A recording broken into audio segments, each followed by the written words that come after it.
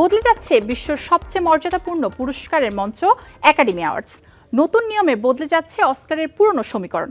AI ব্যবহারের কঠোর নিয়ন্ত্রণ, অভিনয় শিল্পীদের জন্য একাধিক মনোনয়নের সুযোগ, আর আন্তর্জাতিক বিভাগের নজিরবিহীন পরিবর্তন, সব মিলিয়ে ৯৯তম অস্কার হতে যাচ্ছে এক নতুন যুগের সূচনা। Academy of motion picture arts and science ২০২৭ সালে অনুষ্ঠিত হতে যাওয়া ৯৯তম অস্কারকে সামনে রেখে হালনাগাদ নিয়ম অনুমোদন করেছে, যেখানে প্রাধান্য পেয়েছে যোগ্যতা, স্বত্বাধিকার ও বৈশ্বিক সিনেমার বিস্তার।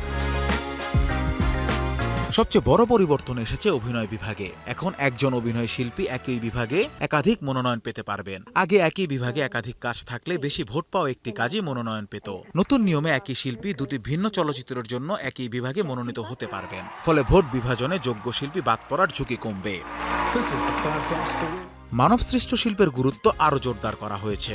নতুন নিয়ম অনুযায়ী চিত্রনাট্য অবশ্যই মানুষের হাতে লেখা হতে হবে। এমনকি অভিনয় বিভাগে শুধুমাত্র মানুষের অভিনয়ই মনোনয়নযোগ্য বলে বিবেচিত হবে।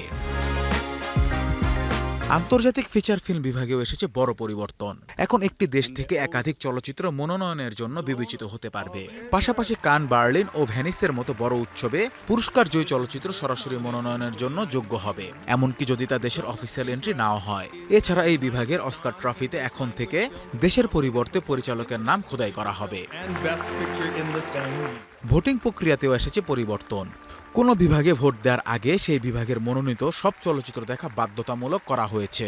সিনেমাটোগ্রাফি বিভাগে প্রাথমিক তালিকা সরাসরি ২০টি চলচ্চিত্রে নির্ধারণ করা হবে। এছাড়া কাস্টিং ডিরেক্টর বিভাগে ট্রফির সংখ্যা বাড়িয়ে ৩টি করা হয়েছে। সব মিলিয়ে নতুন এই পরিবর্তনের লক্ষ্য হল চলচ্চিত্রে কৃত্রিম বুদ্ধিমত্তার ব্যবহার নিয়ন্ত্রণ, বৈশ্বিক অংশগ্রহণ বাড়ানো ও সৃজনশীল শিল্পীদের গুরুত্ব আরও সুদৃঢ় করা। Anas Imran, star entertainment.